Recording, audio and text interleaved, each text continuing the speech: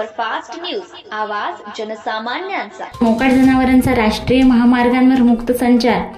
माहूर हे 3.5 शक्तिपीठापैकी एक पूर्ण पीठ आहे।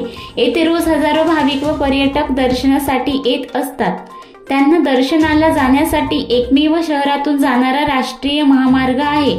हा रस्ता नेहमी पादचाऱ्यासह वाहनाच्या वाहतुकीने प्रचंड प्रमाणात गजबजलेला असतो। या राष्ट्रीय महामार्गांवर व मंदिराच्या रस्त्यात मोकाट जनावरे ठाण मांडून बसते।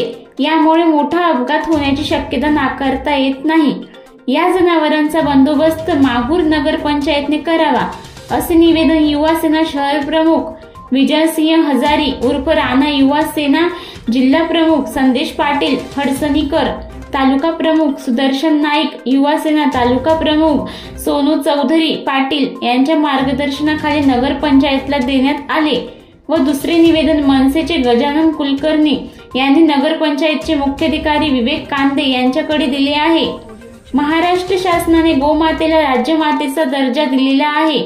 गोमातेला कुठेही काही दुखापत होऊन अपमान होऊ नये, तसेच अपघात होऊ नये यासाठी योग्य ती उपाययोजना करावी, अन्यथा माहूर नगर पंचायत समोर लोकशाही मार्गाने आंदोलन करण्यात येईल, असे निवेदनात नमूद करण्यात आले आहे। यावेळी युवा सेना शहर प्रमुख विजयसिंह हजारी, साई नारलावार, मनीष सोनकुसरी, यश शेवाळे, योगेश माळवे, समाधान पाऊलबुधे, नकुल पासपुलवार, प्रथमेश श्रीपतवार, शिव सोनोने यांची उपस्थिती होती।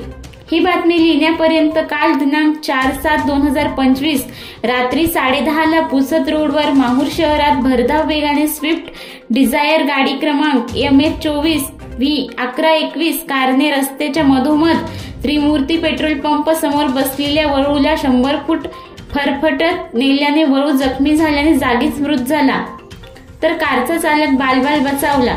या अपघातात गाडीचे खूप नुकसान झाले। या अपघातामुळे गौरक्षक व नागरिकांना नगर पंचायतवर रोष व्यक्त करण्यात येत आहे। महाराष्ट्र सुपरफास्ट न्यूज साठी माहूर शहर प्रतिनिधी गणेश वाडेकर।